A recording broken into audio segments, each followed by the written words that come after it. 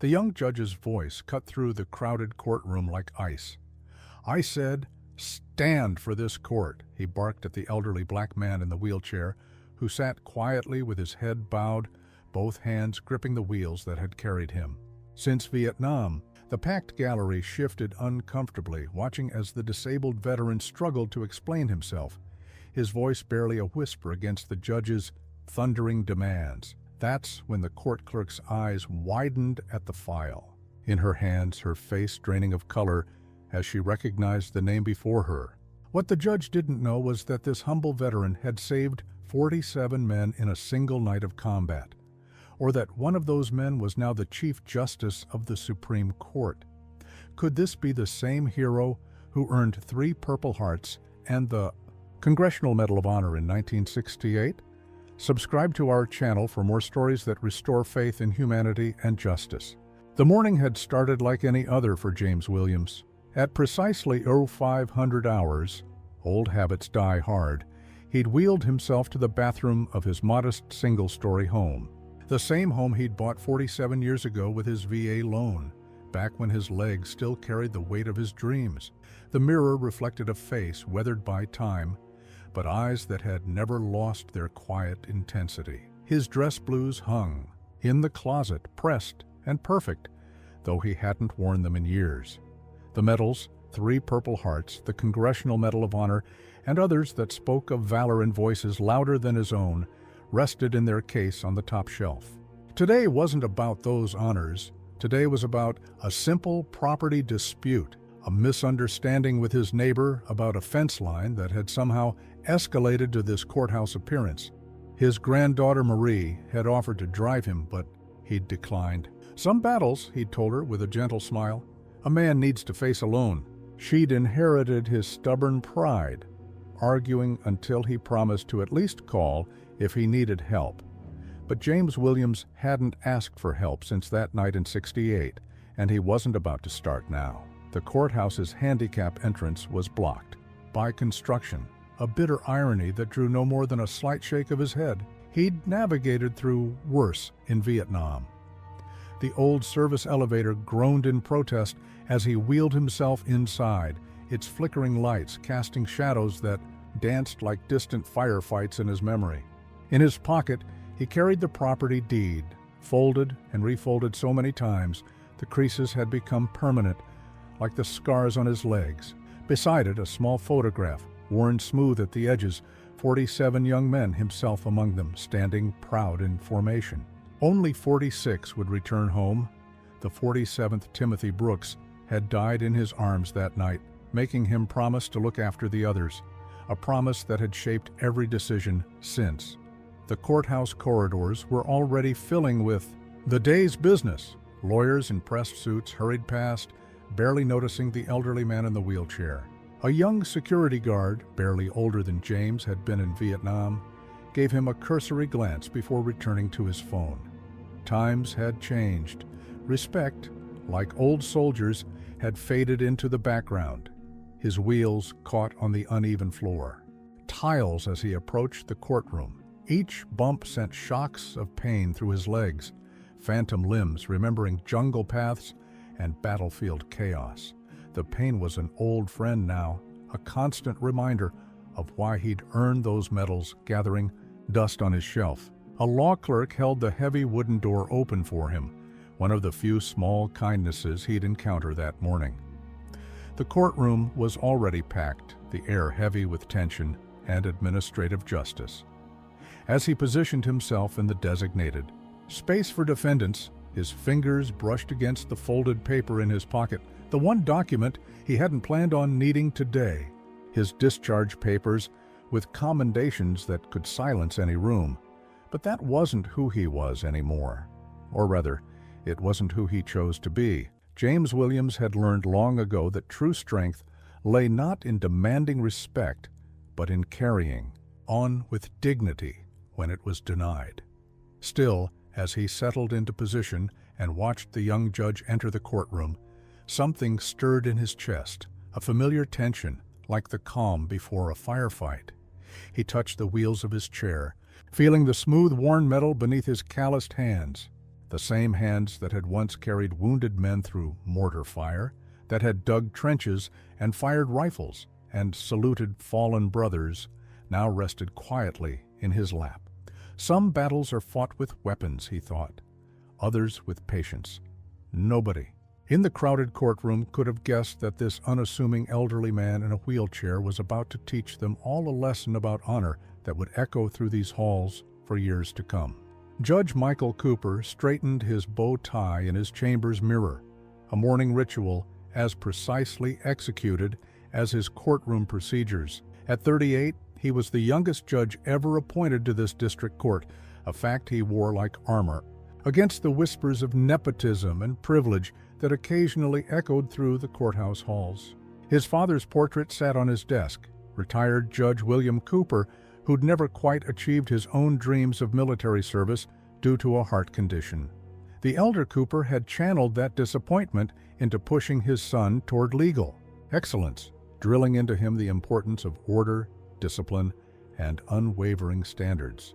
The law, his father always said, doesn't bend for excuses. The morning's docket looked routine: property disputes, minor civil cases, the usual parade of citizens seeking justice or advantage, depending on their character. Cooper took pride in his reputation for efficiency. No long-winded stories, no emotional appeals, just facts, law, and judgment. His clerks had nicknamed him the Hammer, though never to his face. He reviewed the Williams case file briefly, a simple property line dispute that should have been settled out of court. The plaintiff, a developer planning to build luxury condos, claimed Mr. Williams's fence encroached 6 inches onto their property. Williams had refused mediation twice, insisting on his day in court. Cooper made a mental note to make an example of this stubbornness. "Your Honor," his clerk Sarah knocked and entered. "They're ready for you." Cooper nodded, donning his judicial robe with practiced precision.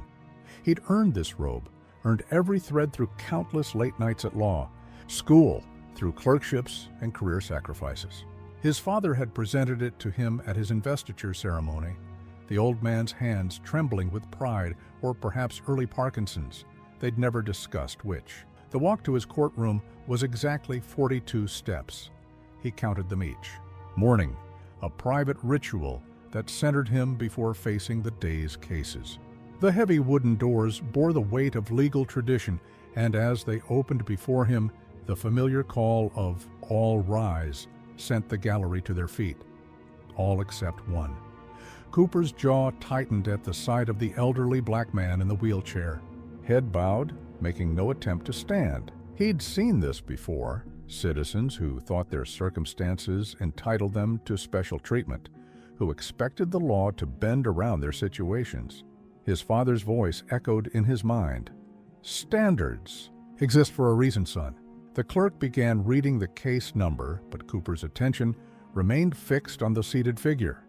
This was his courtroom, his domain of order and respect. The law demanded certain protocols, certain shows of deference that maintained the barrier between civilization and chaos. If he allowed one person to ignore these protocols, where would it end? "I said stand for this court," he commanded, letting his voice fill the chamber with authority.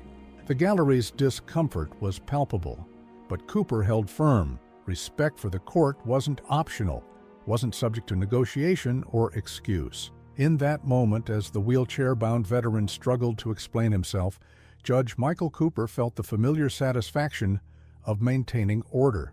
He didn't notice his clerk's rapidly paling face, didn't see her frantically scanning the documents before her. He was focused entirely on this small rebellion against his authority, this challenge to the principles his father had instilled in him. But in exactly 47 minutes, everything Judge Michael Cooper thought he knew about respect, about authority, about the very nature of justice, was about to change forever.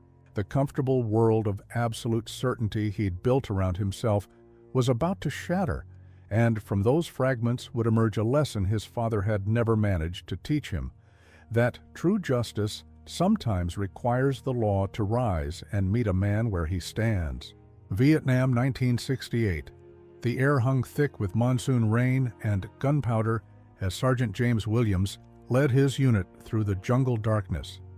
23 years old, with eyes that could read the shadows and ears tuned to distinguish between the whisper of wind and the subtle movement of enemy soldiers. They called him Shadow Walker back then, a man who could move through hostile territory like a ghost and bring his men home alive. The mission had started simply enough, a reconnaissance patrol near the Cambodian border, but simple things had a way of turning deadly in the jungle. Intelligence had missed the major NVA force moving through the area, and now 3 platoons of American soldiers were pinned down in scattered positions across 2 miles of hostile territory. Through his scope, James could see the enemy positions too many to count, too well organized to be anything but a carefully planned ambush. The radio crackled with desperate calls for support, but the weather made air evacuation impossible. They were on their own. "Sarge," whispered Private Timothy Brooks, barely 19 and already carrying a 1,000-yard stare, "they're going to get slaughtered down there." James checked his ammunition, not nearly enough for what he was considering, but then again his mama hadn't raised him to do what was possible. She'd raised him to do what was right. "Listen up," he gathered his squad close, their faces ghostly in the filtered moonlight. "Those are our brothers down there. We're going to get them out." He laid out his plan, watching their expressions shift from disbelief to determination. It was suicide, they all knew it, but they also knew James Williams had never left a man behind. The next 6 hours would become legend in military circles, though James would never speak of it himself. Moving through the darkness like avenging angels, his squad created chaos in the enemy ranks. James led them in a complex dance of diversionary tactics and precision strikes, making 12 men seem like 100. He carried the first wounded soldier out on his back, ignoring the bullet that grazed his shoulder. The second and third came. Together, James half dragging, half carrying them through a gauntlet of enemy fire. Each time he went back, his men thought it would be his last run. Each time he emerged from the darkness with more survivors. Timothy Brooks covered his back, the young private, proving himself with every shot. "You're crazy, Sarge," he'd say, between bursts of covering fire, but the good kind of crazy. By the 4th hour, James's legs were bleeding from multiple shrapnel wounds, but he kept moving. Among the men he saved was a young lieutenant named Charles Morrison, who would later become Chief Justice of the Supreme Court, though neither man knew it that night. All they knew was survival, brotherhood, and the fierce determination that drove James back into the fire again and again. The moment that would earn him the Medal of Honor came near dawn. They'd saved 46 men, an impossible number that would be double-checked by military historians for years to come. But Timothy Brooks, covering their final retreat, took a burst of enemy fire full in the chest. James didn't hesitate. Under a hail of bullets, he ran back into the killing zone. The pain of a bullet tearing through his thigh barely registered as he reached his fallen brother. Timothy was still breathing, barely, when James lifted him. "Leave me, Sarge." Timothy coughed blood as he spoke. "Too heavy? Save yourself." "Not today, soldier," James grunted, beginning the agonizing journey back. "Not any day." They were 50 yards from safety when the mortar round hit. James's last conscious action was throwing himself over Timothy, his body absorbing the blast that would have killed them both instantly. His legs took the worst of it, but Timothy's wounds were too severe. As consciousness faded, James held his dying brother in arms. Timothy's last words would echo in his dreams for decades to come. "Promise me, Sarge. Promise you'll look after them. The ones we saved. Promise." "I promise," James whispered, and he meant it with every fiber of his being. He woke up 2 weeks later in a military hospital, his legs mangled beyond repair. The doctors told him he'd never walk again. But they didn't understand. James Williams had never needed legs to stand tall. Now, sitting in his wheelchair in that courtroom 57 years later, James felt the weight of Timothy's dog tags against his chest, worn beneath his shirt every day since. The same hands that had carried wounded men through hellfire now rested quietly on his wheelchair's armrests, waiting for justice to recognize what honor already knew. Sandra Martinez had been court clerk for 12 years, long enough to recognize the weight of moments that changed lives. But as she stared at the name on the file before her, James Williams, Sergeant, United States Marine Corps, her hands began to tremble. The judge's voice seemed to fade into the background as pieces of a puzzle she didn't know she was solving clicked into place. Her father, a Marine Corps historian, had told her stories of Vietnam throughout her childhood. One story in particular had stuck with her, the Night of the 47, he'd called it, a tale of impossible heroism, of one sergeant who'd moved through enemy fire like a guardian angel, saving 47 men in a single night. Her father had spent years documenting military histories, but he'd always said this story stood apart, not just for the number of lives saved, but for the humility of the hero who disappeared into civilian life afterward. "Miss Martinez," Judge Cooper's sharp tone cut through her revelation, "are you with us?" "Yes, Your Honor," she responded automatically, but her fingers were already moving across her keyboard, pulling up military records. The courthouse had access to verified service databases, a recent initiative to help identify veterans in the justice system. Her heart pounded as the search results populated her screen. There it was. Service record, decorations, commendations. The Congressional Medal of Honor citation read like something from a movie. With complete disregard for his own safety, saved 47 men grievously wounded while shielding a fellow Marine. The black and white service photo showed a young man with eyes that seemed to look right through time, right into her soul. Sandra's own brother was serving in Afghanistan. Every night she prayed for someone like Sergeant Williams to be watching over him. And now here sat that very kind of hero, being ordered to stand when his sacrifice had already earned him the right to sit tall anywhere in this nation. Her hands shook as she reached for her phone, careful to keep it below the desk. The Supreme Court's administrative office was in her contacts, a necessity for her job. But it wasn't the general line. She dialed.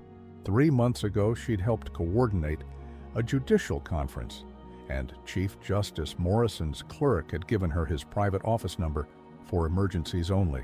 If this wasn't an emergency, nothing was.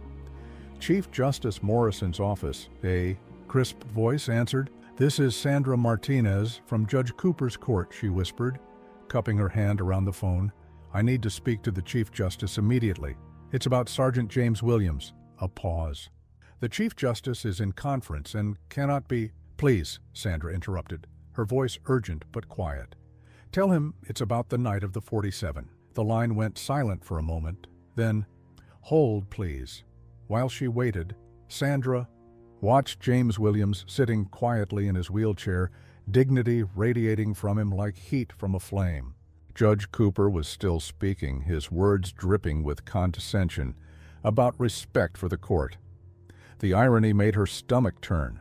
Her computer screen showed more details now. The list of men saved that night read like a who's who of American leadership. 3 had become senators, 1 was a governor, and 1, the one whose office she was calling, had risen to become Chief Justice of the United States Supreme Court. "Ms. Martinez?" The voice on the phone had changed, deeper, authoritative. "This is Chief Justice Morrison. You mentioned James Williams?" "Yes, sir," she whispered, her heart racing. "He's in our courtroom right now.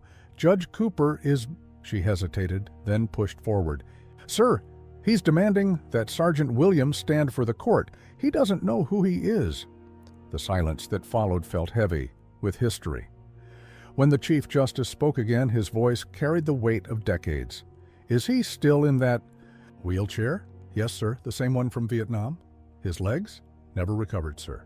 "According to the records, he lost them saving me," the Chief Justice finished. "I was there, Ms. Martinez. I was one of the 47. Another pause, shorter this time. "Keep him there. I'm coming myself." The line went dead, and Sandra looked up to see Judge Cooper still lecturing about protocol and respect. If he only knew what real respect looked like. It looked like a man in a wheelchair who had crawled through hell to save his brothers. It looked like the quiet dignity with which that man now faced small-minded authority. She grabbed a yellow legal pad and scribbled a note, then gestured urgently to the bailiff. As the note made its way to the courthouse security office, "Clear all approaches. Supreme Court Chief Justice incoming." Sandra sat straight in her chair and watched history unfold. The judge had no idea whose life he was about to change forever, but Sandra Martinez did, and she knew that sometimes justice arrived not in the bang of a gavel, but in the quiet wheel turns of karma. The Supreme Court of the United States had never emptied so quickly. Chief Justice Charles Morrison moved with purposeful strides through the marble halls, his black robes billowing behind him. His clerks scrambled to keep up, confusion evident on their faces. In 40 years on the bench, no one had ever seen him leave during arguments. "Sir," his senior clerk ventured, "the Texas redistricting case—" "Can wait," Morrison cut him off, his mind already racing back, through decades of memory. Back to a night when he wasn't Chief Justice Morrison, but Lieutenant Morrison, 22 years old, and certain he was going to die in a Vietnamese jungle. He could still smell the cordite and mud, still feel the searing pain in his shattered leg. Their position had been overrun, communication lines cut. The monsoon rain had made air support impossible.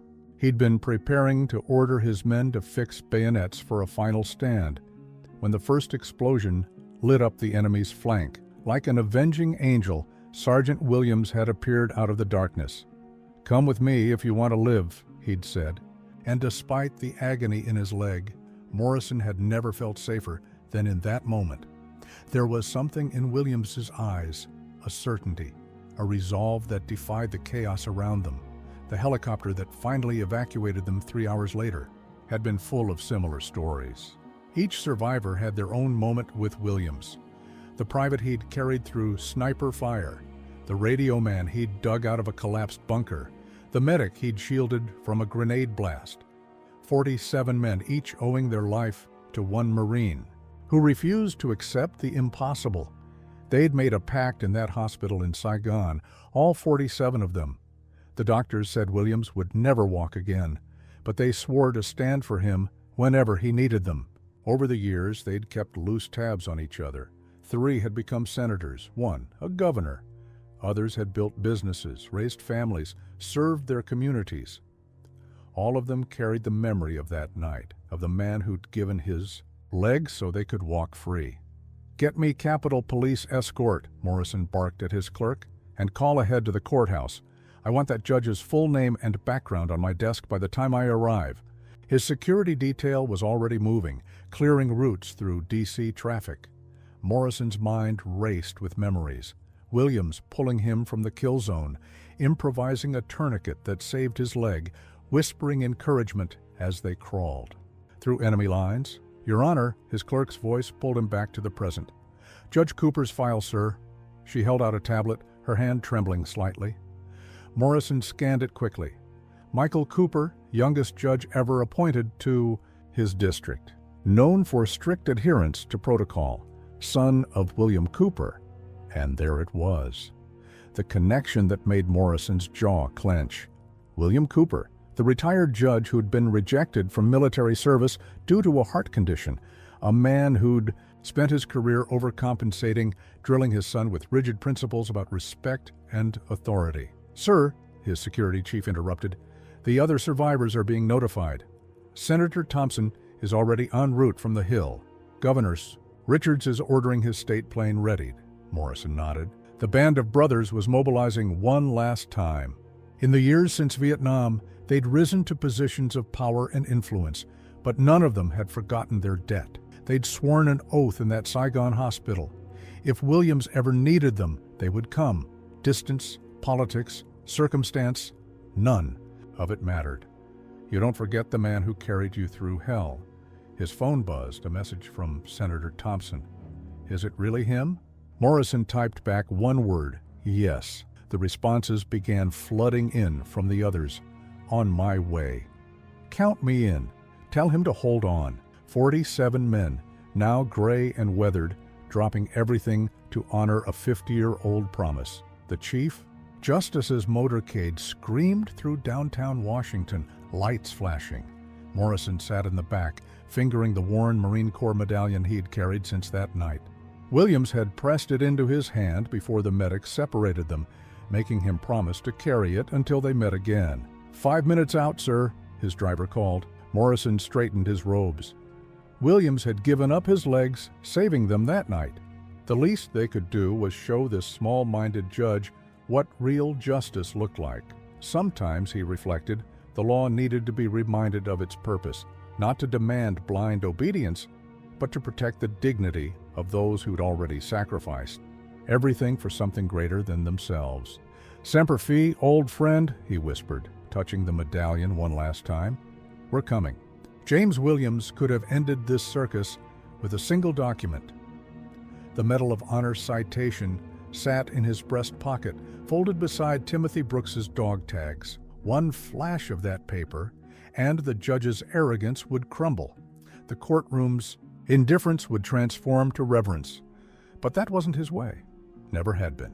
His grandson Marcus had asked him once, during a late-night conversation before deploying to Afghanistan, why he kept his medals hidden away. Grandpa, he'd said, people should know. They should respect what you did. James had wheeled himself to the window that night, looking out at the street where neighborhood kids played without fear, where families slept peacefully in their beds. Respect, he'd told Marcus, isn't something you demand. It's something you earn. And then you earn it again every day by how you carry yourself. The property dispute that had brought him to court today was more than just a fence line. The developer wanting to build luxury condos had offered him 3 times his home's value, but James wouldn't sell. That house held 47 years of memories, the modified doorways and ramps he'd installed himself, learning to work from his wheelchair, the back garden where he'd taught Marcus to plant tomatoes, explaining how growing things could heal a troubled soul. Every Memorial Day he'd sit on his porch and watch the parade go by. Sometimes one of the 47 would visit quietly, never drawing attention. They'd share a beer, remember Timothy, speak of things only warriors could understand. His home wasn't just a property, it was a sanctuary for memories that needed a quiet place to rest. The developer's lawyer had tried to paint him as stubborn, out of touch. Mr. Williams, he'd said in mediation, you're blocking progress. This development could revitalize the whole neighborhood. James had simply smiled, thinking of the young families on his street. The Vietnamese restaurant owners who brought him PHO every Sunday reminded him of places he'd rather forget. The elderly widow next door who trusted him to hold her spare key. Some things, he'd replied, are worth more than progress. In the courtroom now, he could feel the weight of judgment pressing down. The young judge, so certain of his authority, reminded James of lieutenants fresh from officer training, all shine and no shadow, confusing power with leadership. He'd seen too many of them learn hard lessons in the jungle. His phone vibrated, silently in his pocket, probably Marcus calling to check on him. The boy worried too much, just like his mother.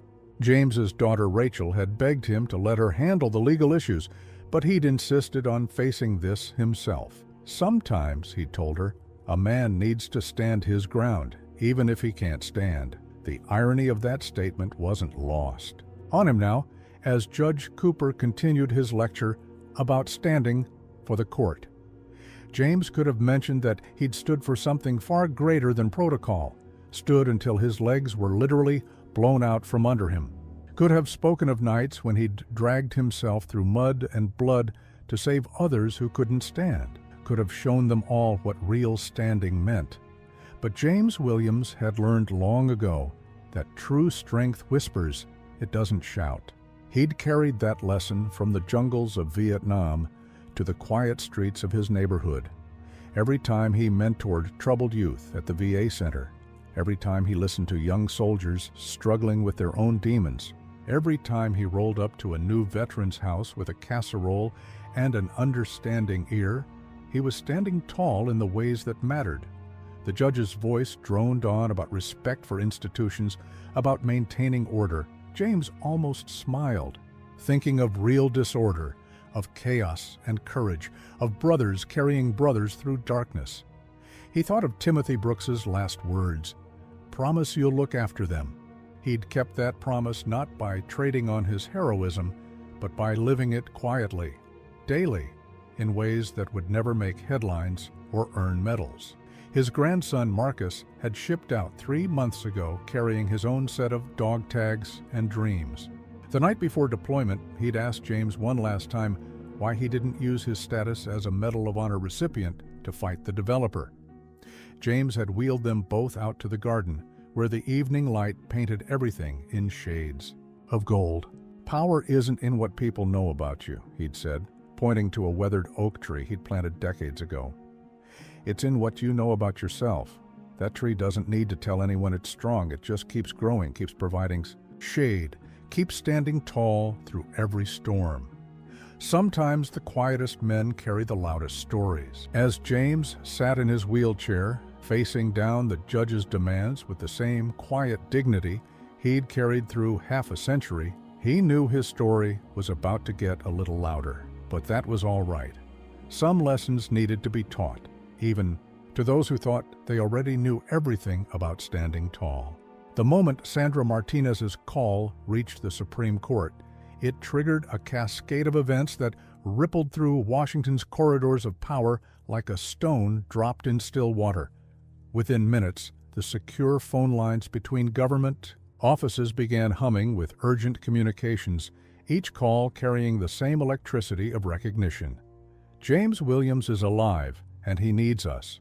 Senator David Thompson was first to receive word, interrupting an Armed Services Committee hearing mid-session. The old Marine's face went pale as his aide whispered the news. "Ladies and gentlemen," he announced, standing abruptly, "this session is adjourned." His colleagues started to protest until they saw his expression. They'd never seen the tough-as-nail senator look so shaken. In his private office, Thompson's hands trembled as he dialed a number he hadn't used in years. "Jack? It's Dave. Drop." "Everything?" They found Williams. A pause. "Yes, that Williams. The Shadow Walker. He's in some courthouse and some damn fool of a judge is trying to make him stand." Governor Richards of Pennsylvania was next, receiving the news during a budget meeting. He immediately ordered his state plane prepared, budget discussions forgotten. His staff watched in amazement as their usually unflappable governor moved, with urgent purpose, pausing only to make a series of rapid-fire calls. "Get me General Martinez at the Pentagon," he barked into his phone. "Tell him it's about Sergeant Williams and the night of the 47. His voice softened. "Yes, Maria. That's Sergeant Williams, the one who carried your father out that night." The Pentagon switchboard lit up like a Christmas tree. 3 generals, all part of the 47, began mobilizing their resources. Marine Corps headquarters snapped to attention as the word spread. One of their legends needed help. In a corporate boardroom in Chicago, CEO Michael Chen excused himself from a billion-dollar merger negotiation the moment his secretary handed him the message. "Gentlemen," he said, already loosening his tie, "family emergency." Family meant something different to the 47. It meant blood bonds forged in fire. The calls kept coming, each one carrying the same urgency, the same disbelief, the same immediate response. "I'm on my way." A police commissioner in Boston, a hospital director in Atlanta, a university president in Texas. Each of them dropped. Everything, each remembering that night when a single Marine had refused to let them die. At the Pentagon, General Martinez was already coordinating with military police and honor guards. "I want a full Marine Corps color guard at that courthouse in 30 minutes, he ordered, "and get me the personnel files from 68. Everything we have on Williams and the night of the 47. The files arrived on his desk moments later, classified documents that hadn't seen daylight in decades. The general's eyes misted as he read through the after-action reports, the casualty lists, the commendations. One passage in particular caught his eye. Sergeant Williams remained under heavy fire for 6 hours, repeatedly returning to enemy-held territory to rescue trapped American personnel. Despite severe injuries to both legs, he continued evacuation efforts until all surviving servicemen were recovered. In a secure communications room, military satellites were quietly repositioned, their powerful cameras focusing on a small courthouse. Special forces units in the area were put on standby, not because they were needed, but because they had requested the honor of being present when a legend needed backup. News organizations began picking up pieces of the story, though none of them had the full picture yet. Local traffic cameras caught glimpses of police escorts clearing routes through the city. Social media buzzed with photos of the Supreme Court Chief Justice's motorcade moving with unusual urgency. Back in the courthouse, Sandra Martinez monitored the building's security feeds, watching as black SUVs and official vehicles began arriving. Security personnel with military bearing appeared in the hallways, their earpieces betraying their connection to various agencies and protective details. Her phone buzzed with a text from courthouse security. Multiple high-level government vehicles approaching. CIA, FBI, Marine Corps officials requesting access. Please advise. She smiled, thinking of the quiet man in the wheelchair who had no idea of the storm he'd unleashed. Grant all access, she typed back, and clear the front entrance. We're about to have some very important visitors. In Washington, D.C., a powerful man set down his phone and reached for his robes. Chief Justice Morrison paused at his chamber door, touching the Marine Corps medallion he'd carried for 50 years. Time to return the favor, Sergeant, he whispered. Your brothers are coming home. The courthouse security officer had seen his share of unusual days in 15 years on the job, but nothing like this. Black SUVs with diplomatic plates lined the street. Marine Corps officers in full dress blues appeared as if materializing from thin air. Men in expensive suits with discreet earpieces established a perimeter that somehow felt military rather than civilian. Sir, a young security guard approached him, tablet in hand. We've got multiple credential requests coming. In FBI, Secret Service, Marine Corps Command. He swallowed hard. Sir, the governor of Pennsylvania's plane just landed at Reagan National. Through the courthouse's glass doors, a Marine Corps color guard approached. In perfect formation, their ceremonial rifles gleaming, the American flag and Marine Corps colors snapping in the morning breeze. Behind them, a group of older men in military dress arrived, generals judging by their stars and the way younger officers snapped to attention as they passed. Inside Judge Cooper's courtroom, only the clerk and a few security personnel knew what was coming. The judge continued his lecture about respect and protocol, his voice carrying the weight of authority he thought he possessed. James Williams sat quietly in his wheelchair, decades of dignity in his posture, while Sandra Martinez watched the security feeds on her monitor with growing anticipation. The courthouse lobby had become a study in controlled chaos.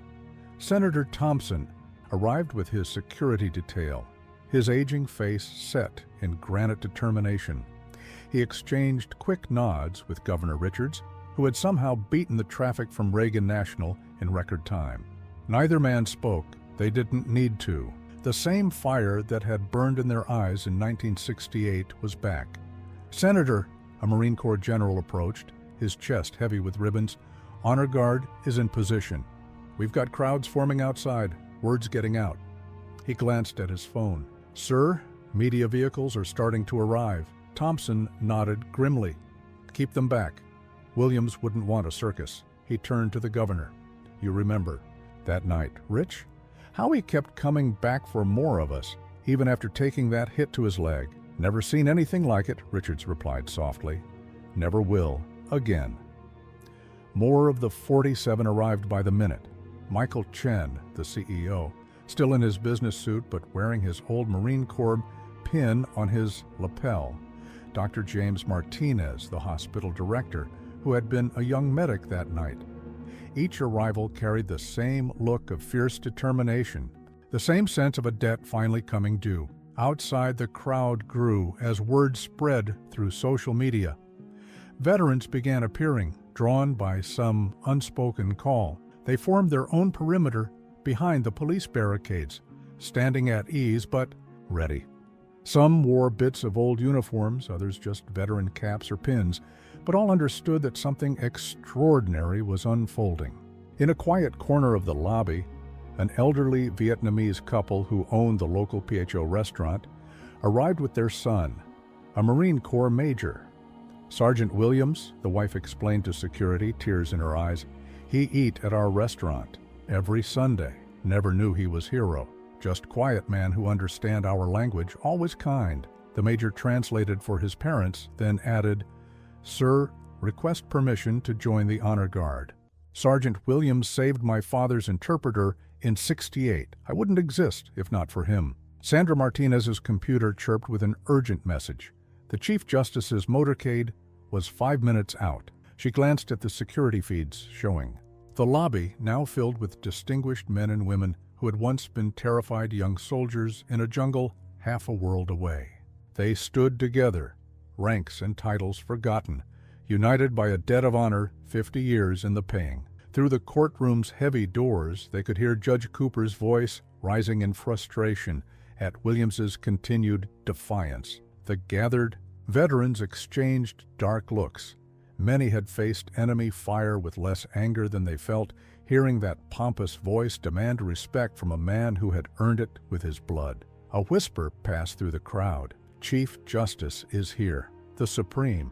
Court's chief security detail moved with practiced efficiency, clearing a path through the assembled dignitaries. Down the courthouse steps, the Marine Corps band had arrived, taking position with parade ground precision. Sandra Martinez watched it all on her monitor, her hand covering her mouth to hide her smile. Judge Cooper was still speaking, unaware that his courtroom had become the focal point of a gathering storm of justice. James Williams sat serenely in his wheelchair, perhaps sensing the approaching thunder, but maintaining the same quiet dignity that had carried him through war and peace. Outside, a convoy of black SUVs approached the courthouse, surrounded by police escorts. Through the security feed, Sandra saw Chief Justice Morrison emerge, his Supreme Court robes billowing in the morning wind. He paused at the bottom of the courthouse steps, looking up at the building where his old sergeant sat, unknowing. The door opened, and every head in the courtroom turned. Judge Michael Cooper felt the first tremor of uncertainty when he noticed his clerk's expression. Sandra Martinez sat ramrod straight, her eyes fixed on her computer screen, an almost imperceptible smile playing at the corners of her mouth. In 15 years on the bench, he'd learned to read the subtle signs that something was shifting in his courtroom. The bailiff's posture had changed too. The man stood alerter, his eyes constantly moving to the door. Through the wooden panels, Cooper could hear an unusual commotion in the hallway. Measured footsteps, hushed voices, the subtle static of security radios. "Mr. Williams," Cooper continued, fighting down his unease, "this court has been more than patient." A sharp rap on the courtroom door interrupted him. The bailiff moved with unusual urgency to answer it, exchanging whispered words with someone outside.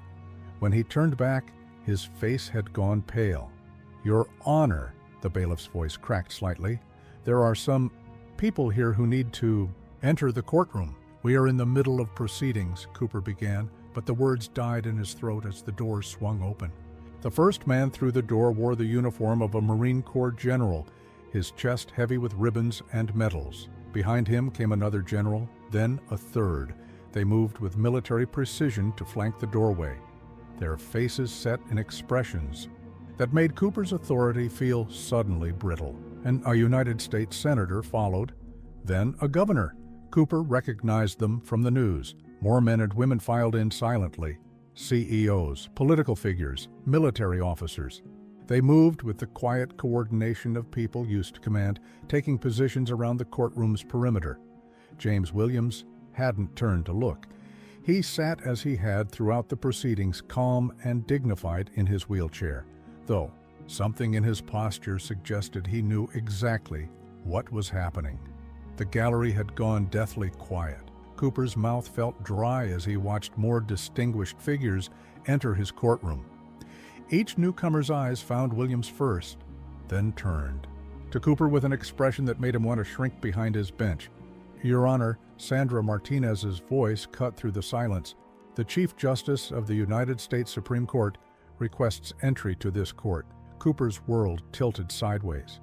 Chief Justices didn't simply appear in district courts. They certainly didn't interrupt minor property dispute hearings. Yet before he could process this impossibility, his courtroom doors opened wide. Chief Justice Charles Morrison stood in full judicial regalia, his presence filling the doorway with an authority that made Cooper's earlier demands feel like a child playing dress-up. But it wasn't the Chief Justice's official power that commanded the room. It was the way he looked at James Williams. Morrison moved slowly into the courtroom, his steps measured and deliberate. The assembled dignitaries stood straighter, if that was possible. Cooper noticed that many had tears in their eyes. The Chief Justice stopped directly behind Williams's wheelchair. His hand moved to rest on the old Marine's shoulder, and Cooper saw something pass between the two men, a current of understanding that spoke of bonds forged in fire. "Hello, Sergeant." Morrison's voice was rough with emotion. "It's been a long time." Williams's head bowed slightly. "Hello, Lieutenant," he replied softly. "You did all right for yourself."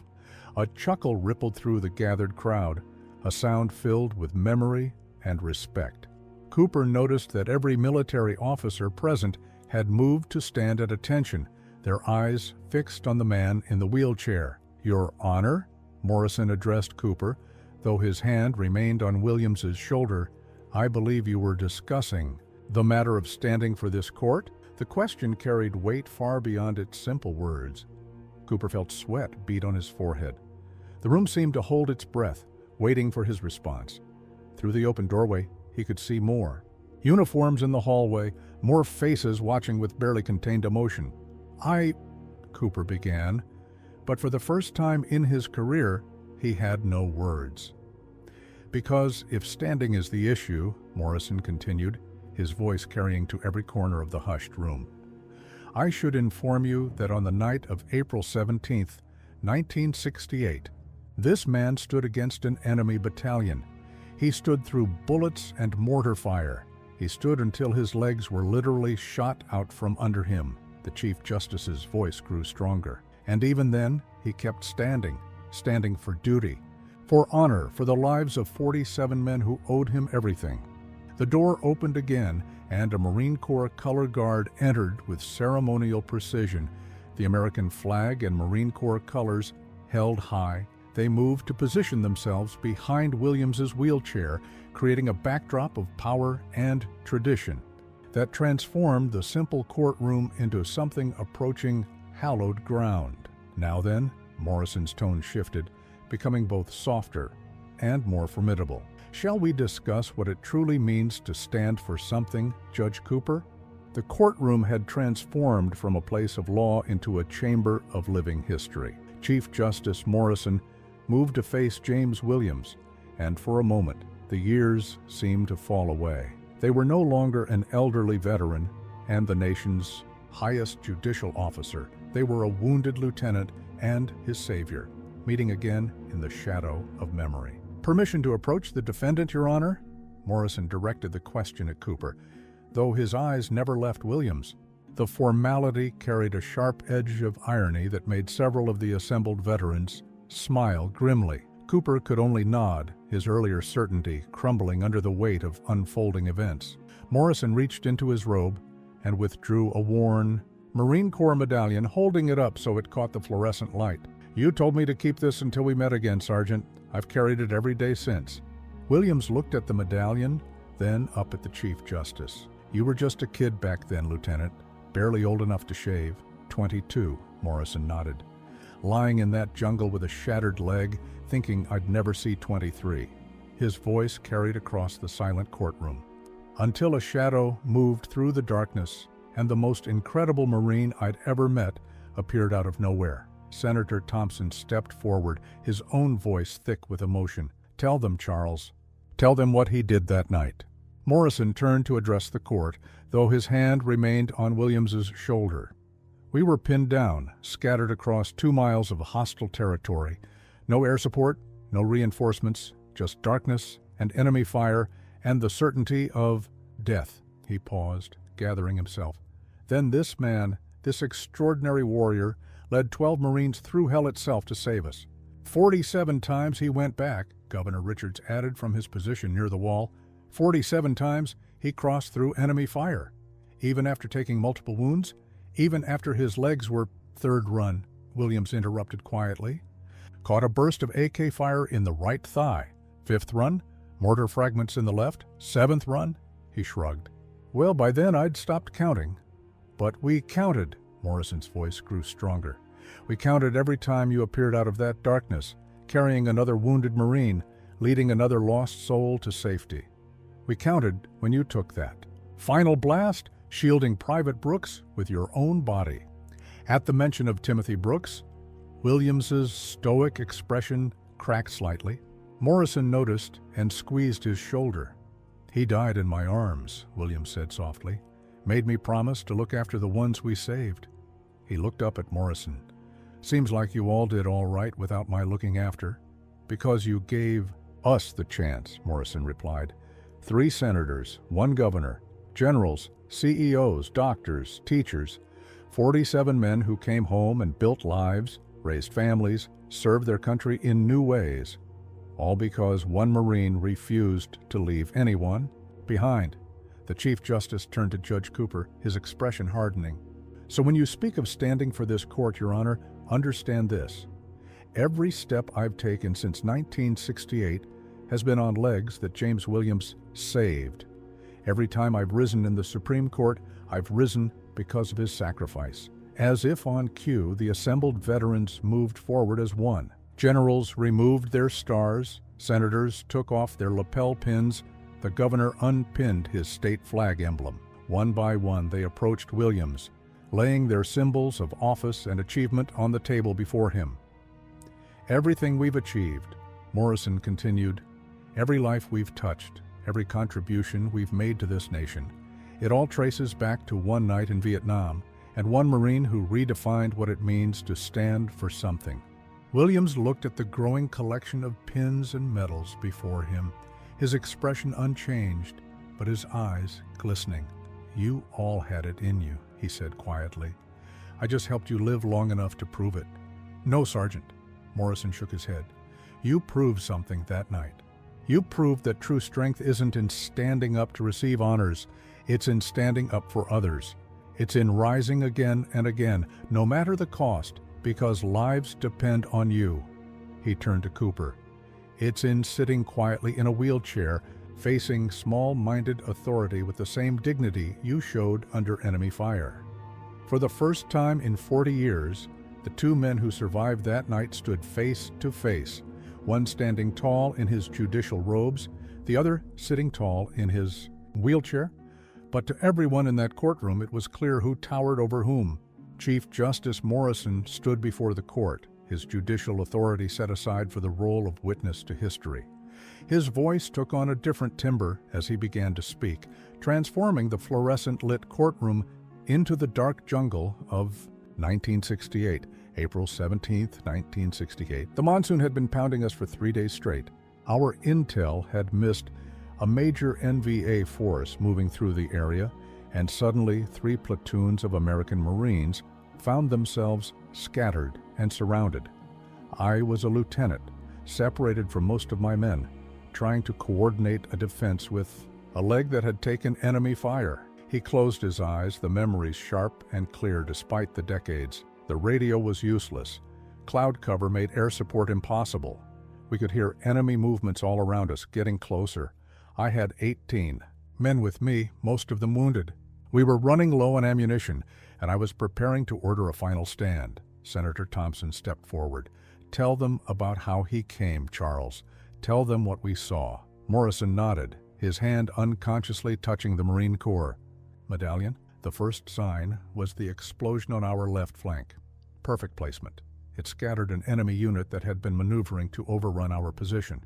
Then we heard it. Precise, disciplined rifle fire. Each shot finding its mark, the enemy's attention divided, their advance disrupted. And then he appeared, Governor Richards added, his voice distant with memory, like a ghost in the rain. Sergeant Williams moved like nothing I'd ever seen, Morrison continued. Complete calm under fire. He had memorized the enemy positions, created a mental map of every trapped Marine unit. He'd organized his 12-man squad into a precision rescue force, using minimal resources for maximum impact. The Chief Justice turned to Williams, who sat quietly, his expression unchanged. "You remember what you said to me, Sergeant, when you found me trying to stand on that shattered leg?" Williams's lips curved slightly. "Told you to quit playing hero and let me do my job. Then you picked me up like I weighed nothing," Morrison smiled. "Carried me through heavy fire while calling in instructions to your squad on the radio. Hand holding me, one hand on your rifle, somehow still managing to return fire when needed." The gathered veterans nodded, each remembering their own moment of rescue. Morrison continued, his voice growing stronger. "But that was just the beginning. After getting us to safety, Sergeant Williams went back, again and again," he ventured, "into enemy territory. Each time, we thought it would be his last. Each time, he returned with more Marines." "The sixth run," Senator Thompson interjected. "That's when you took the hit to your left leg, wasn't it, Sergeant?" Williams nodded slightly. "Mortar fragments made things interesting." "Interesting," Morrison repeated incredulously. "Your left leg was shredded by shrapnel, you'd already taken a bullet in your right, and you call it interesting. You still had more than 20 men to save at that point. Job wasn't finished," Williams said simply. Morrison turned back to the court. Despite catastrophic injuries, Sergeant Williams continued the rescue operation. He adapted his tactics, crawling when he couldn't walk, using every scrap of cover, every shadow. The enemy never knew where he'd appear next. Some of their troops actually began to retreat, convinced they were facing a much larger force. "The rain worked in our favor," Williams added quietly, "masked our movement, kept the enemy's heavy weapons from getting a fix on us. But it couldn't mask the blood trail you were leaving." Morrison's voice cracked slightly. "By the 9th hour, you were literally crawling through mud and blood, still refusing to stop until every Marine was accounted for." The Chief Justice paused, composing himself. "The final rescue, Private Timothy Brooks, that's when it happened. The mortar round that ended your career as a Marine. But even then, even as your legs were being torn apart, your first instinct was to shield him with your body." Williams's stoic expression finally wavered. "Didn't shield him well enough. Tim didn't make it. But his sacrifice and yours saved the rest of us," Morrison said firmly. 47 men went home because of what you did that night. 47 men got a chance to live full lives, to serve their country in new ways." The courtroom was silent as Morrison finished, every person present feeling the weight of that night's valor. Some stories are written in blood, others in gold. This one was written in both. "And now," the Chief Justice concluded, his voice carrying the full weight of history, "that same Marine sits before this court, being lectured about standing." He turned to Judge Cooper. "I submit, Your Honor, that Sergeant James Williams has done more standing in one night than most men do in a lifetime." Judge Michael Cooper felt the foundations of his world shifting beneath his feet. His gavel, the symbol of his authority, lay forgotten on the bench as the full weight of his misconduct pressed down upon him. The faces of the assembled dignitaries, the quiet dignity of James Williams, the living history filling his courtroom, it all crashed through the carefully constructed walls of his prejudices. But it was the small photograph on his desk that finally broke him. His father's face stared back at him, proud and stern, the man who had driven him relentlessly toward perfection, who had compensated for his own rejected military service by demanding unwavering adherence to authority. "Your Honor," Chief Justice Morrison's voice cut through his thoughts, "there's something else you should know." He nodded to one of the generals who stepped forward with a manila folder. "This morning, when we learned of these proceedings, we pulled some records," the general explained, opening the folder. "Your father, William Cooper, he tried to enlist 3 times during Vietnam, correct?" Cooper nodded stiffly. A heart condition kept him out. He never forgave himself for it. What he may not have known, the general continued, was that his final appeal for service was reviewed by a special committee in 1968, a committee that included a recovering Marine sergeant, recently awarded the Medal of Honor. Cooper's head snapped up, his eyes finding Williams, who sat quietly in his wheelchair. "Your father's case stuck with me," Williams spoke softly. "A man desperate to serve, held back by circumstances beyond his control. I wrote a recommendation that he be considered for civilian service roles supporting the war effort." He paused. That's how he ended up working as a judicial advisor for the military courts, the position that eventually led him to becoming a judge. The revelation hit Cooper like a physical blow. His father's career, the legacy that had shaped Cooper's own path to the bench, had been influenced by the very man he'd been humiliating. Cooper's voice failed him. He gripped the edge of his bench, steadying himself. "I didn't know." "No reason you should have," Williams replied. "It wasn't about recognition. It was about finding a way for a good man to serve his country, even if not in the way he'd hoped." Cooper stepped down from his bench, his legs unsteady. For the first time in his career, he moved to stand before it, rather than behind it. The change in position felt symbolic, stripping away the trappings of authority to leave only the man beneath. "Sergeant Williams," he began, his voice rough with emotion, "I owe you an apology. Not just for today, but for—" He gestured helplessly, encompassing all the weight of history and sacrifice he'd failed to recognize. "No apology needed, Your Honor," Williams replied, but Cooper shook his head. "Yes, there is. I've spent my career demanding respect without understanding what it truly means. My father," he glanced at the photograph again, "he taught me about authority, about maintaining standards. But he never told me about you, about how his own career began. Maybe he never knew." Cooper turned to address his entire courtroom. "I've been proud of being the youngest judge appointed to this court, proud of my record, my reputation for maintaining order. But today, I learned what real authority looks like. Real authority doesn't need to demand respect. It earns it through sacrifice, through service, through putting others before oneself." He moved to stand before Williams's wheelchair. "Sergeant, I've spent this morning demanding that you stand for this court. Now, I'm asking permission to stand for you." The assembled veterans straightened, understanding the significance of the moment. Williams looked up at the judge, seeing not the arrogant young man of minutes ago, but perhaps a shadow of another young lieutenant from long ago, learning what leadership truly meant. "Permission granted, Your Honor," Williams said quietly. Cooper stood at attention, not the parade ground perfect posture of a trained soldier, but the sincere gesture of a man who had finally understood what it meant to stand for something greater than himself. "This case is dismissed," he announced, then added, "with the court's profound apologies and deepest respect." He turned to the developer's lawyer, who had been watching the proceedings with increasing discomfort. "And let the record show that any future attempts to pressure Sergeant Williams about his property will be viewed by this court with extreme prejudice." As the words left his mouth, Cooper felt something shift inside him, as if his father's demanding voice had finally fallen silent, replaced by a deeper understanding of honor and duty. He looked at James Williams and saw not a defendant, not a veteran, but a teacher who had shown him what his father had always tried to explain. That true respect isn't commanded by authority, but earned through character.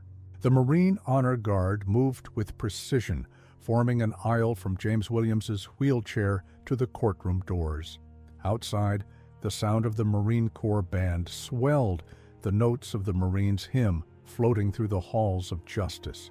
Chief Justice Morrison nodded to the bailiff, who opened the heavy wooden doors to reveal a scene that made even the hardened veterans catch their breath. The courthouse corridors were lined with Marines in dress blues, standing at attention. Behind them, rows of veterans from every branch of service stood tall, many in partial uniforms, others in civilian clothes with military caps and pins. The crowd extended down the stairs and into the street, where police had closed off traffic to accommodate the growing gathering. "Sergeant Williams," Morrison spoke formally, "the court stands in recess for a matter of national importance." He gestured to Senator Thompson, who stepped forward holding a velvet-lined box. "James Williams," Thompson's voice carried the weight of official authority, "by order of the President of the United States, and with the unanimous consent of Congress, you are hereby awarded the Congressional Gold Medal for your lifetime of service to this nation." Williams started to protest, but Morrison raised his hand. "This isn't about one night in Vietnam, Sergeant. This is about 50 years of quiet dignity, about showing us all what it truly means to serve." The Chief Justice nodded to Sandra Martinez, who had tears in her eyes as she handed him a document. "We took the liberty of doing some research while waiting for everyone to arrive. 27 young veterans in your community who've credited you with saving their lives, not with dramatic rescues, but with quiet conversations on dark nights when they were close to giving up." Governor Richards stepped forward. 15 families in your neighborhood who've never gone hungry because of anonymous grocery deliveries. A dozen kids who made it to college because someone helped their parents with paperwork and tuition. He smiled. "You thought no one noticed." "The Medal of Honor speaks to what you did in combat," Morrison continued. "But this," he gestured, "to the Congressional Gold Medal, this speaks to who you've been every day since. A hero who never stopped serving, who just found quieter ways to save lives." The Marine Corps Color Guard moved forward, flanking Williams's wheelchair. The band outside shifted to "Anchors Aweigh." Then "The Army Goes Rolling Along," then the Air Force song, and "Semper Paratus," honoring all services, all veterans. A young Marine major stepped forward, the son of the Vietnamese restaurant owners. He saluted Williams crisply. "Sir, my father was an ARVN interpreter. You saved him that night too, though it wasn't in the official count. I exist because of you. My children exist because of you." More people began stepping forward, each with a story. A courthouse security guard whose grandfather was one of the 47. A law clerk whose uncle had been talked back from the brink of suicide by a quiet conversation with a veteran in a wheelchair. The stories flowed, building a tapestry of a life spent in constant, humble service. Judge Cooper stood quietly by his bench, watching as his courtroom transformed into something sacred. The morning's property dispute felt like a lifetime ago. The developer's lawyer had slipped out quietly, perhaps understanding that some battles aren't worth fighting. Williams sat straight in his wheelchair, accepting the honors with the same quiet dignity he'd shown under Cooper's earlier abuse. But when a group of young Marines wheeled another veteran through the honor guard, his composure cracked slightly. "Bobby Thompson," Williams whispered, recognizing the veteran in the wheelchair. "You made it." "Wouldn't miss it, Sarge," Thompson grinned. "Soon as I heard, I had these young devils break me out of the VA hospital. Told them about how you carried me through fire. Figured the least I could do was show up when you needed the favor returned." More veterans in wheelchairs appeared, forming an honor guard of their own. Each had a story of Williams visiting them in hospitals, helping them adjust to their new reality, showing them, by example, that dignity doesn't require legs to stand on. The Congressional Gold Medal gleamed as Thompson placed it around Williams' neck, but it was just metal and ribbon. The real honor was in the stories, in the lives touched, in the quiet legacy of a man who had never stopped serving. But the greatest surprise was yet to come. The courthouse doors opened once more, and a young Marine in dress blues stepped through. Captain Marcus Williams moved with the same quiet confidence that had once characterized his grandfather's stride, his combat decorations from Afghanistan gleaming on his chest. Behind him came a group of service members, some still in desert camouflage, fresh from their duties. James Williams's composed expression finally broke completely at the sight of his grandson. 3 months into a deployment, Marcus was supposed to be half a world away. Yet here he stood, carrying himself with the bearing that came from 3 generations of service. "Hello, Grandpa," Marcus said softly, approaching the wheelchair. "Word travels fast. when a Williams is in need of backup. The older man reached out a weathered hand, which his grandson took firmly. The contrast was striking, old strength meeting new, a torch passing between generations.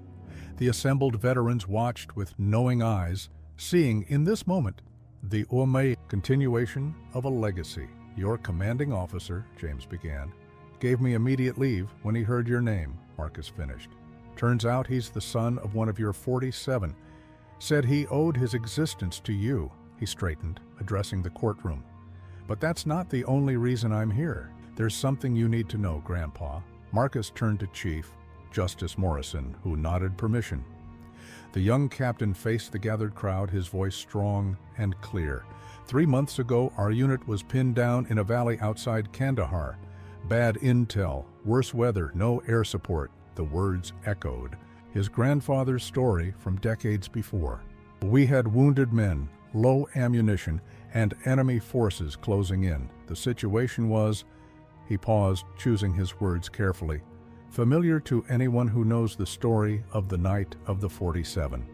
James sat straighter in his wheelchair, understanding dawning in his eyes. I remembered everything you taught me, Grandpa, about using the darkness, about making 12 men seem like 100, about never leaving anyone behind. Marcus's voice carried pride and emotion in equal measure.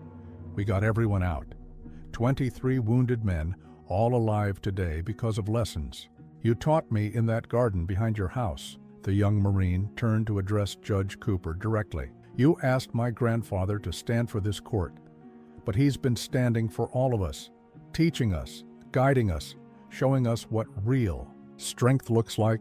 There are soldiers alive today who've never met James Williams, but they benefited from his legacy. From the hallway came more young service members, each carrying a tablet or smartphone. On their screens were live video feeds from military bases around the world: Afghanistan, Iraq, Germany, Japan.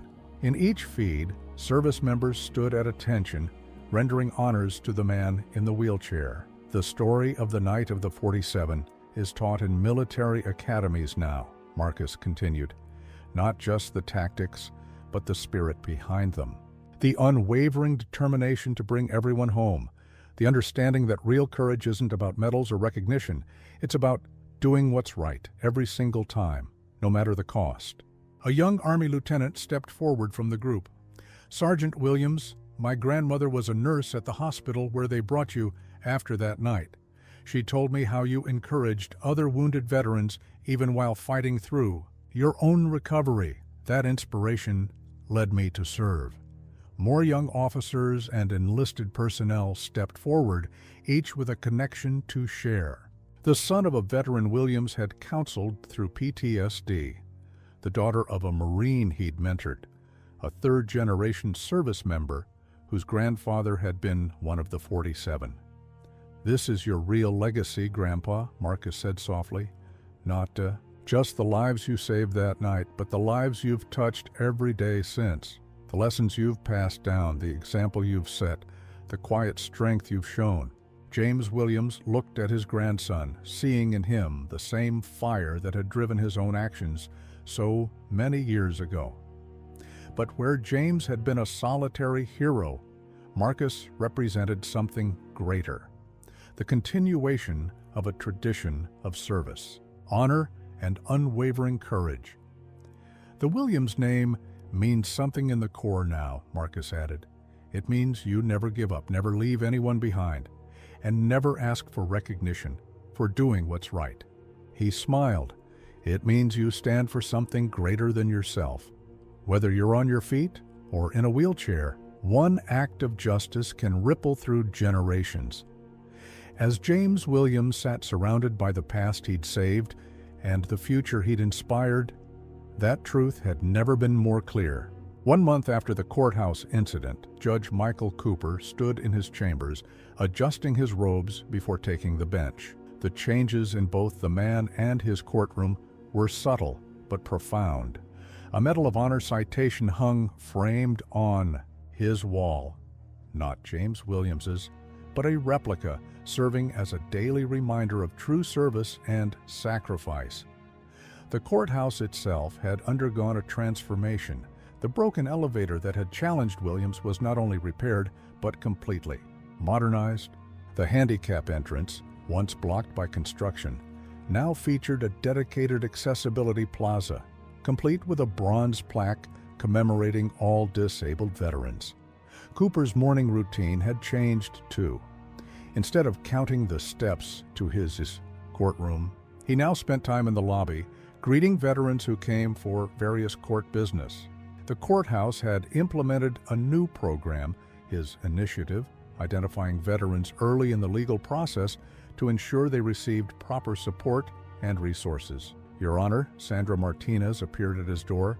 They're ready for you in Courtroom 3. This wasn't his usual courtroom. Today was special, the first session of the newly established Veterans Justice Program. The initiative, sparked by the Williams incident and backed by Chief Justice Morrison, aimed to provide specialized support for veterans navigating the legal system. As Cooper entered the courtroom, he noted the familiar face of James Williams.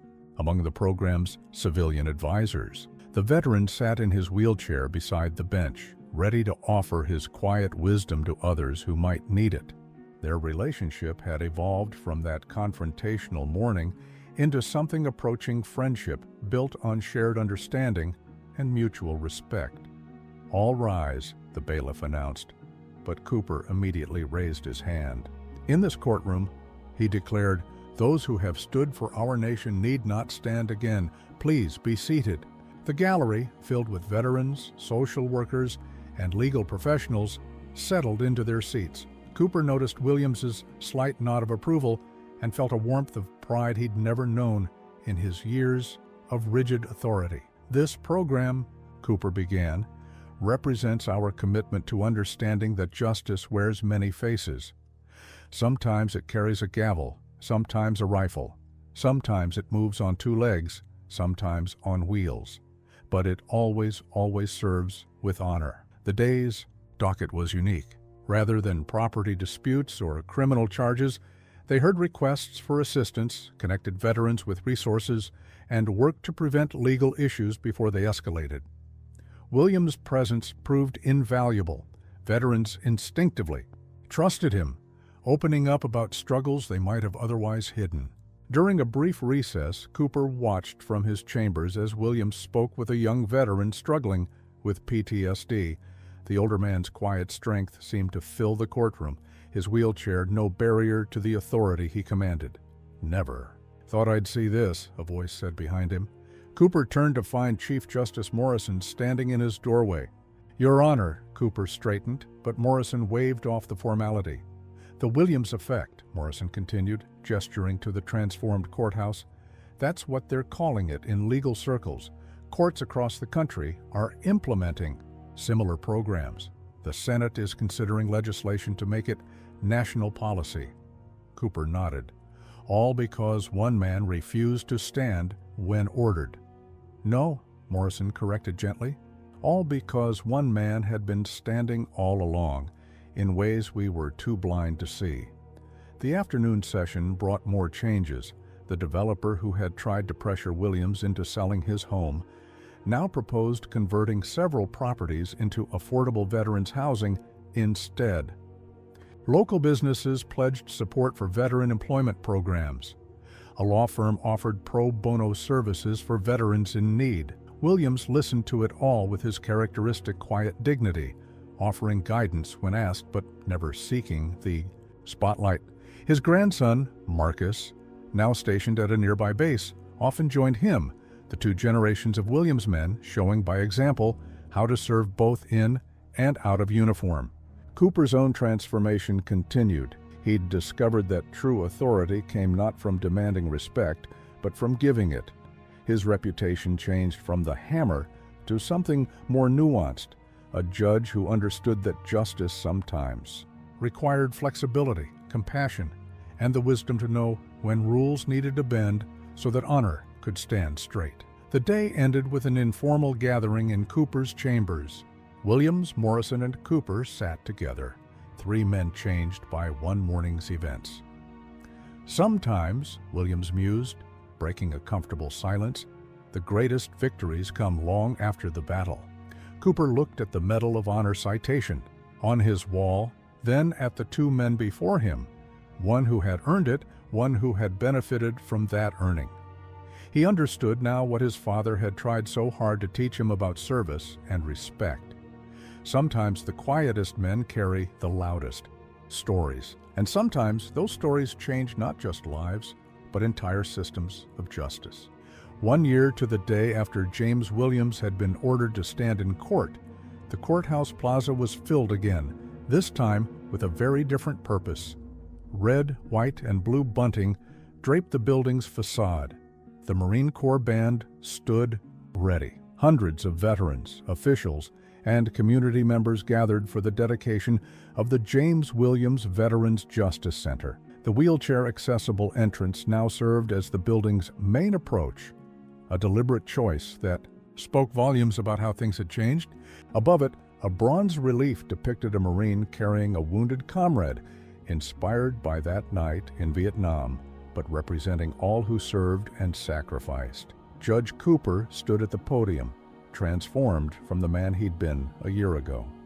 His father's photo still sat on his desk, but now it shared space with a picture of Cooper and Williams at a veterans' dinner, both men smiling with genuine warmth. 1 year ago, Cooper began, his voice carrying across the hushed crowd, "I learned the difference between authority and leadership, between demanding respect and earning it." He gestured to Williams, who sat in his wheelchair near the podium, his grandson, Captain Marcus Williams, standing at parade rest behind him. This center represents more than just a building or a program. It represents a fundamental shift in how our justice system serves those who have served us. Cooper paused, looking out at the gathered faces. In the past year, over 500 veterans have found help here instead of punishment. 87 homeless veterans now have housing. 143 have jobs, but numbers don't tell the real story. He nodded to a young veteran in the front row, the first person they'd helped through the new program. Clean, sober, and employed now, he sat with his family, his young daughter on his lap. Next to him sat other success stories, veterans who'd found their way back from the brink, families reunited, lives rebuilt. Chief Justice Morrison stepped forward next. The Williams Effect, as it's become known, has spread to 37 states. Congress has allocated funding for similar centers nationwide, but more importantly, it has sparked a conversation about what it truly means to serve, to sacrifice, and to keep serving long after the uniform is put away. The crowd's attention shifted as James Williams was wheeled to the podium by his grandson. The old Marine's hair had grown a little whiter over the year, but his bearing remained unchanged, that same quiet dignity that had transformed a routine court appearance into a movement. "A wise man once told me," Williams began, his voice soft but clear, "that sometimes the greatest battles are won without firing a shot. This center isn't about me. It's about all of us understanding that service doesn't end when the war does. It's about recognizing that the wounds of war, visible and invisible, deserve our respect and support, not our judgment." He turned to where Bobby Thompson sat with other wheelchair-bound veterans from the VA hospital, now regular visitors to the center, where they mentored younger veterans. It's about understanding that strength comes in many forms, and honor isn't measured by whether you're standing or sitting. Marcus stepped forward, placing a hand on his grandfather's shoulder. "The Williams name has come to mean something in the military," he said. "It means you never leave anyone behind, not in combat, not in court, not in life. This center ensures that promise continues." The ceremony continued with the unveiling of another surprise, a scholarship program for veterans' children, funded by the developer who'd once tried to force Williams from his home. The man himself stood quietly in the crowd, his own perspective transformed by the events of the past year. Judge Cooper returned to the podium for the final announcement. "There's one last surprise that would bring tears to every eye," he said, nodding to Marcus. The young captain produced a leather-bound volume, Over the past year, we've collected stories, not just from the 47 men my grandfather saved that night in Vietnam, but from every life he's touched since. Over 1,000 stories of quiet heroism, of dignity in the face of adversity, of strength shown by standing tall even from a wheelchair. The book would have a permanent place in the center's library, its pages testament to how one man's quiet dignity could ripple outward, touching lives across generations. But more importantly, it would serve as a reminder that true justice isn't about standing or sitting, about rules or protocols. It's about recognizing the honor in every person who comes before the court. As the Marine Corps band played the national anthem, the gathered crowd saw something remarkable. Judge Cooper, Chief Justice Morrison, and dozens of high-ranking officials all took their seats, while James Williams sat tall in his wheelchair, embodying the truth he'd taught them all. Sometimes the greatest strength is shown not in standing up, but in lifting others up, no matter how you serve. On quiet Sunday mornings, James Williams still sits on his porch watching the neighborhood wake up. His home stands unchanged, a testament to dignity preserved, though the surrounding area has evolved. The luxury condos the developer had planned were built elsewhere, transformed into affordable housing for veterans. The fence that sparked the courthouse confrontation now bears a small plaque, marking it as a historic site. The Vietnamese restaurant owners still bring him pho every Sunday, though now they're often accompanied by young Marines stationed nearby, drawn by the chance to sit with a living legend. Williams welcomes them with the same quiet humility. He's always shown, deflecting praise and turning conversations toward their own service, their own challenges, their own potential for greatness. Judge Michael Cooper makes regular visits, their unlikely friendship having deepened over time. They sit in Williams's garden among the tomato plants and flowering herbs, discussing cases from the Veterans Justice Center and sharing insights that bridge generations of service. "Never thought I'd end up here," Cooper admitted one morning, watching butterflies dance among Williams's flowers, "sitting in the garden of the man I once tried to humiliate in court."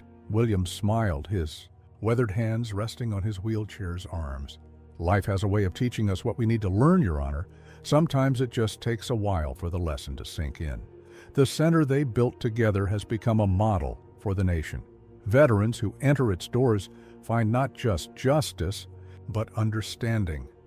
The walls are lined with photographs, not just of Williams and the 47, but of every veteran who's found help and hope within its halls. Each picture tells a story of transformation, of dignity restored, of battles, won not with weapons, but with wisdom. Captain Marcus Williams, between deployments, leads training sessions for law enforcement and court officers, teaching them to recognize the invisible wounds of war.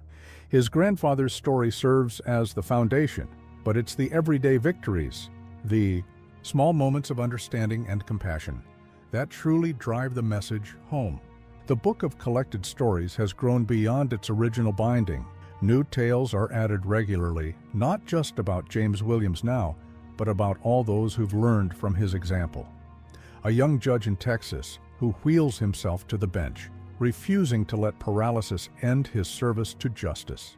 A veteran in Ohio who transformed his combat-earned medical knowledge into a free clinic for fellow veterans. Countless stories of those who found the strength to keep standing, whether on their feet or on wheels. Timothy Brooks's dog tags still hang around Williams's neck, their weight a constant reminder of promises kept and duties honored. The Medal of Honor and Congressional Gold Medal rest in their cases on his shelf, brought out only when needed to inspire hope in struggling veterans. His true medals, he often says, are the lives touched, the families restored, the battles won in courtrooms and counseling sessions rather than on foreign soil. The courthouse that once demanded he stand now stands as a testament to his principles.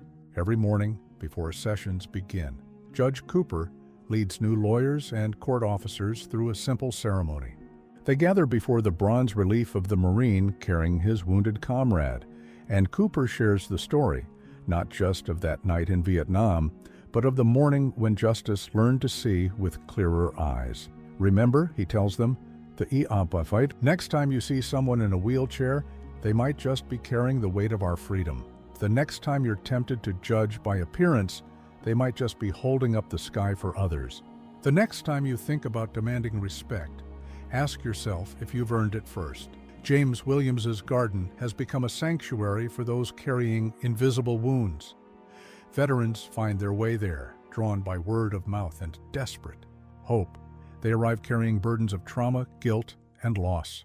They leave carrying seeds of Williams's tomatoes and cuttings of his herbs, symbols of growth, healing, and the courage to begin again. The 47 men he saved have largely passed into history now, their own legacies secured in the lives they touched. But their spirit lives on in the thousands who found hope in the center that bears Williams's name, in the changed perspective of a justice system that learned to see beyond its rigid rules, in the quiet revolution of compassion that began with one man's dignified refusal to stand. On his porch, in his garden, in the center's halls, James Williams continues his service. His wheelchair has become a seat of honor, his quiet wisdom a beacon for those lost in their own battles. He never did stand for that court, but he helped. A nation's justice system rise to stand for something greater than protocol, the enduring truth that honor, dignity, and service know no boundaries, need no legs, and require no permission to change the world. Remember this story the next time you see someone in a wheelchair. They might just be carrying the weight of our freedom, teaching us all how to truly stand tall. Type respect if you believe that dignity knows no limitations and that true heroes come in all forms. Subscribe to our channel for more stories that restore faith in humanity and remind us what it truly means to serve.